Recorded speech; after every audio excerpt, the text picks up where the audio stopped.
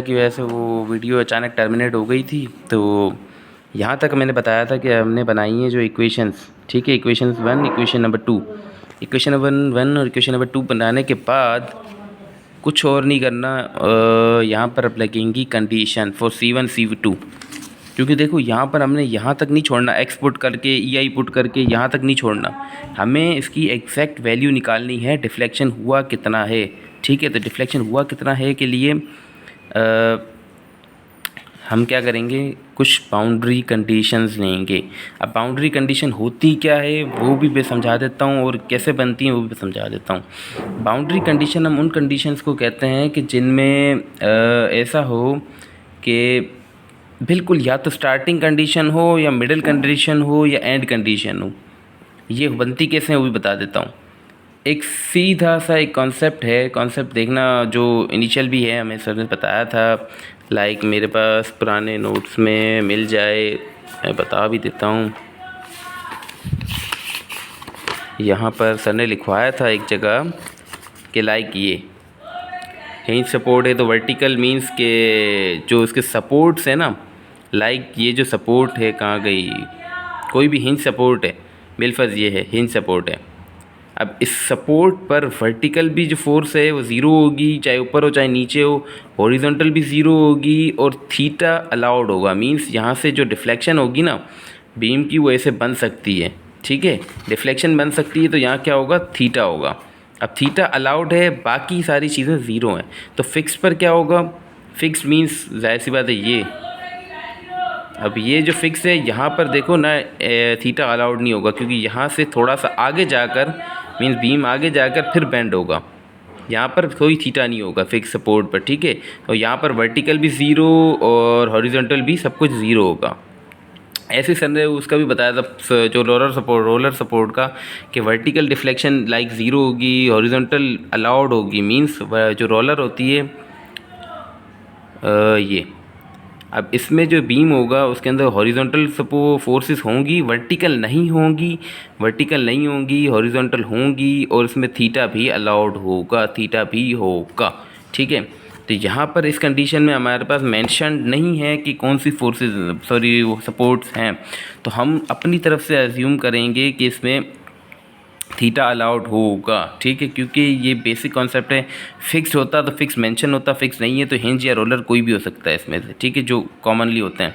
अब यहाँ पर सपोर्ट आती है कि हाँ एक बात, x इजिकल टू ज़ीरो तो deflection is equal to zero, basic concept है। देखो सपोर्ट हो कोई भी हो, फिक्स्ड हो, रोलर हो या हिंज हो, सपोर्ट है ना यहाँ पर, तो सपोर्ट पर जो इसका डिफ्लेक्शन है या वर्टिकल जो होगा वो ज़ीरो होगा, यानी डिफ्लेक्शन नहीं होगी सपोर्ट पर, बिल्कुल नहीं होगी, क्योंकि सपोर्ट पर जो डिफ्लेक्शन है ज़ीरो होती है। तो हम लिखेंगे भी ऐसे ही कि x, मान लो सपोज़ x 10 नहीं है, x 0 है, तो डिफ्लेक्शन क्या होगी, ज़ीरो। अगर x 10 है तो डिफ्लेक्शन होगी मैक्सिमम, ये सपोज़ करना, ये हमारा बेसिक कॉन्सेप्ट है। वही चीज़ हम यहाँ अप्लाई कर रहे हैं, लिख रहे हैं, मतलब ऐसे रिटन फॉर्म में लिख रहे हैं कि when x is equal to zero v is equal to zero, condition 1। अब दूसरी कंडीशन मैंने ये लगाई है, x is equal to 10 when x is equal to 10 dv upon dx is equal to zero. यहाँ dv अपॉन dx क्या है, slope. देखो स्लोप यहाँ पर तो होगा, पर स्लोप की एक हद होगी, लाइक वो आते आते आते आते आते आते आते यहाँ से ऐसे बैक होगा। तो ये जो बैक हो रहा है ना, यहाँ देखो ये मिनिमल होगा, ऐसे इसको मिला भी देते हैं, लेट सपोज़ यहाँ पर समथिंग होगा, ठीक है, आते आते या स्लोली ऐसे नेगेटिव की तरफ जा रहा है। नेगेटिव से पहले यहाँ देखो एक पॉइंट होगा जहाँ पर v मैक्स होगा, यानी कि डिफ्लेक्शन मैक्सिमम होगी, वहाँ पर स्लोप भी ज़ीरो होगा, स्लोप बिल्कुल ज़ीरो होगा, बिल्कुल zero. Theta is equal to zero कहाँ पर, व्हेन v मैक्स, जब रिफ्लेक्शन मैक्सिमम होगी थीटा ज़ीरो होगा, और अपना जो v मैक्स है कहाँ है, 10 मीटर पर, यानी सीसी सपोर्ट से 10 मीटर पर। असल में यार 3 से 4 बंदे हैं समझने के लिए, तो सबके लिए एक वीडियो बन रहा है, इसलिए अपने हिसाब से थोड़ा सा आगे विषय करके देख लेना। बहरहाल ये कंडीशंस आ गई हमारे पास। So using equation 1 and condition 2, अब इसमें क्या है वो देखना। इक्वेशन 1 कौन सी है हमारी, इक्वेशन 1 ये रही, जो स्लोप वाली, ठीक है। स्लोप वाली इसलिए क्योंकि इससे हमें मिल जाएगा C1 मिल जाएगा, तो हम फिर इजी हो जाएगी, ईजीनेस हो जाएगी हमारे लिए। यहाँ क्या लिखा हुआ है, x is equal to 10 dv/dx is equal to 0। जहाँ था भी क्या, ei/dv/x, अब ये 0 हो जाएगा तो ये पूरा का पूरा इजिकल टू किस साइड वाला 0, बचेगा क्या 5x² 4, ठीक है। अब इसको मैंने थोड़ा सा सॉल्व कर दिया है। x को अपना लगा देंगे 100, क्योंकि 10⁻2 100 होता है, बाय से मल्टीप्लाई कर दिया 500/4 प्लस C1। यहाँ से C1 मुझे मिल गया -125, ठीक है। अब इसको सेव रखेंगे, सेव रखा यूजिंग इक्वेशन 2 एंड कंडीशन 1। अब इक्वेशन 2 कौन सी, ये वाली जो डिफ्लेक्शन वाली 5x³ वगैरह ये वाली। अब इसमें होगा क्या, देखो इसमें x इजिकल टू 0 है, कंडीशन 1 लगानी है हमें, कंडीशन 1 x इजिकल टू 0 है, वर्टिकल इजिकल टू यानी v भी इजिकल टू 0 है। होगा क्या, ये पूरा पोर्शन 0, x जिसके साथ है ये भी 0, ये भी 0, बचेगा क्या सिर्फ C2। सेम चीज़ हुई 0 0 0 C2 इजिकल टू 0। अब इसमें देखो C1 भी मिल गया, C2 भी मिल गया, और सारी चीज़ें मिल गई। x भी हमें पता है 10 है। Putting all values in equation number 2, also putting x is equal to 10, ठीक है। क्यों, अब देखना इसमें हमें चाहिए क्या था, बेसिकली मांगा क्या था इसने, determine the deflection at centre. Deflection चाहिए, डिफ्लेक्शन मीन्स मैक्सिमम डिफ्लेक्शन चाहिए, तो मैक्सिमम डिफ्लेक्शन के लिए हम यही फार्मूला लगाएंगे, EIV वगैरह वगैरह, ये पूरा का पूरा, ठीक है। अब यहाँ पर होगा क्या, C1 था, C1 की जगह C1 की वैल्यू आ गई, कहाँ गई, ये रही, और 10 जो x था C1 के साथ x था, C2 की वैल्यू 0 आई थी तो हमने 0 की 0 लिख दी, हाँ कहाँ गई, ऊपर होगी समवेयर है, C2 0 आया था, ये रहा 0। v हमें फाइंड करना है मैक्सिमम, तो उसके लिए ये आ गया यहाँ तक। अब इसको फर्दर सॉल्व करेंगे, जो माइनस प्लस कटौती होती है, वो कटौती करने के बाद ये आ जाएगा -833.33। अब ये कैसा है बता देता हूँ। यहाँ EI जो मल्टीप्लिकेशन में है, देखो ये आया v, EI यहाँ था, EI को मैं ले गया उस साइड, EI को उस साइड ले जाने का मकसद ये है, E की वैल्यू थी 250 GPa। अब वो कैसे कन्वर्जन हुई सब बताता हूँ।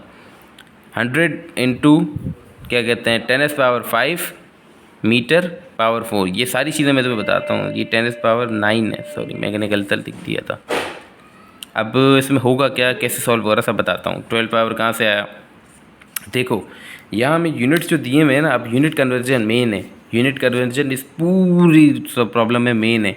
यूनिट हमें दिया हुआ है GPa का बेसिक मकसद ये है कि यहाँ पर करके दिखा देता हूँ, ये बहुत ही पुराना आ गया, पता नहीं क्या है।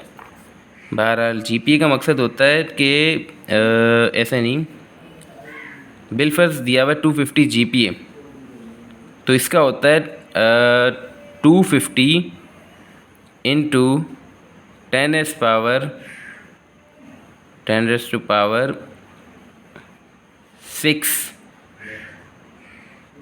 किलो न्यूटन पर mm², ठीक है। अब इसको न्यूटन में कन्वर्ट करना हो तो 10⁻⁹ देखो काफ़ी कह रहे होंगे 9, जैसे काफ़ी को पता होगा 9 के बारे में, तो वो है इसका बारे में, ये बन जाएगा फिर न्यूटन पर। हमारे पास जो क्वेश्चन में गिवन है, क्वेश्चन में जो वैल्यूज़ गिवन हैं वो सारी किलो न्यूटन में, तो हम भी किलो न्यूटन के हिसाब से लेंगे 10⁻⁶।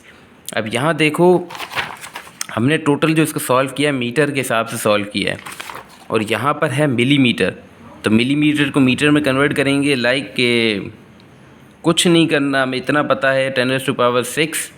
डिवीज़न में हम एक चीज़ दे देंगे यहाँ पर कि यार ये हवा बहुत तेज़ चल रही है, वेट, हाँ।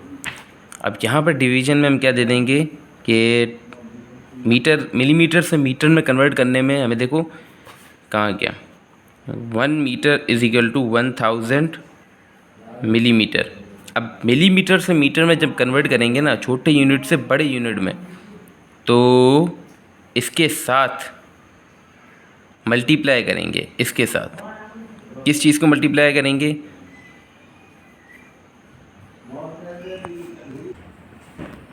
या गॉट इट, यहाँ नहीं, यहाँ इसके साथ मल्टीप्लाई होगा, क्योंकि देखो छोटे के साथ बड़े में जा रहे हैं तो ऊपर या नीचे उस हिसाब से हम देंगे। ये हो जाएगा मीटर स्क्वायर, जहाँ छूटी इससे कितना हो गया 250 इंटू 10⁹ ठीक है। अब क्या करना है हमें, अब बेसिकली यहाँ पुट करेंगे सारी की सारी वैल्यूज़। अच्छा, इसका भी मैंने बताया कैसे आया, बता देता हूँ। यहाँ देखो मिलीमीटर पावर 4 था, क्या था, मिलीमीटर पावर 4। मिलीमीटर पावर 4 को मैंने ऐसे कन्वर्ट किया, अब देखना, मिलीमीटर पावर 4 ये था, और ये इसका जो यूनिट है वो यहाँ था, ठीक है। अब इसको मैंने कन्वर्ट करना है मीटर में, तो होगा क्या, इसको मैं डिवाइड कर दूँ,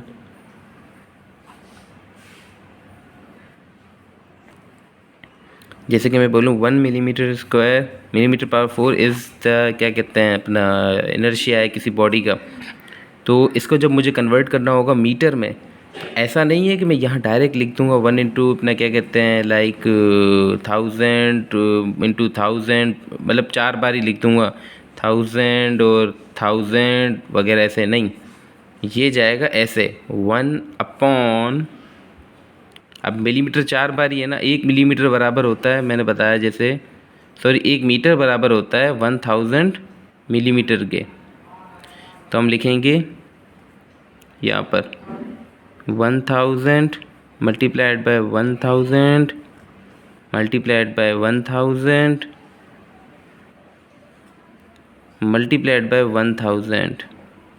यार ये डबल डबल क्यों लिख जाता है, बहरहाल ये है हमारा, ठीक है। अब इसका होगा क्या, 1/10⁻12। कुछ यहाँ ऐसे ही हुआ है कि यहाँ देखो इससे मल्टीप्लाई हो रहा था 100 इंटू 10⁻4 से मिलीमीटर स्क्वायर मिलीमीटर अपना पावर 4 मल्टीप्लाई हो रहा था, तो ये हो गया था ऐसे।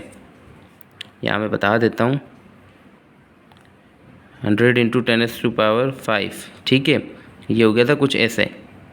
अब सीधा सा कॉन्सेप्ट देखो, इसके ऊपर भी ऐसे ही था, न्यूमरेटर या कुछ भी लिख दो जो था बिल्कुल -83.83 डिवाइडेड बाय 100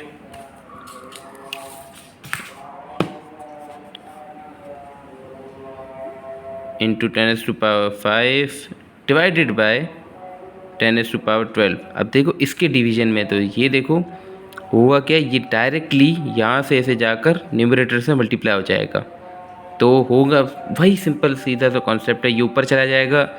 तो यहाँ भी ऐसा ही हुआ है, यूनिट्स में देख लो, ये ऊपर चला गया, बहरहाल कट कट होती हुई जो कुछ होना है हुआ, और सिंपल होने के बाद ये हमारे पास मीटर में इसकी वैल्यू आ गई कि डिफ्लेक्शन कितनी हुई है। मीटर में चाहे छोड़ दो, चाहे इसको ऐसे ही ऐसे छोड़ दो, ठीक है। अगर इसको कुछ और करना है तो इसको ऐसे मिलीमीटर में कन्वर्ट कर दो। मिलीमीटर में सीधा सा कन्वर्ट करने का हिसाब है, मीटर से जब मिलीमीटर में जाएंगे, देखो मीटर 2 मिलीमीटर होगा तो 1000 मल्टीप्लाई होगा, ठीक है। अगर मिलीमीटर से मीटर में जाओगे तो 1000 डिवाइड होगा, मतलब नीचे आ जाएगा, सॉरी, कोई भी फिर नंबरेटर हो, कोई भी वैल्यू, ठीक है। अब जितने ज़्यादा मिलीमीटर, लाइक मिलीमीटर पावर 4 है, तो ऑब्वियसली इसके ऊपर भी पावर 4 आ जाएगा। 1000 के ऊपर पावर 4 मीन्स 10⁻12, ठीक है। अब जाहिर बात है ये भी मीटर पावर हो जाएगा, चाहे पावर 5 हो, 6 हो, 7 हो, 8 हो, 10 हो, ऐसे ही सॉल्व होगा। ये हमारा एक क्वेश्चन ऐसे ही सॉल्व हो गया।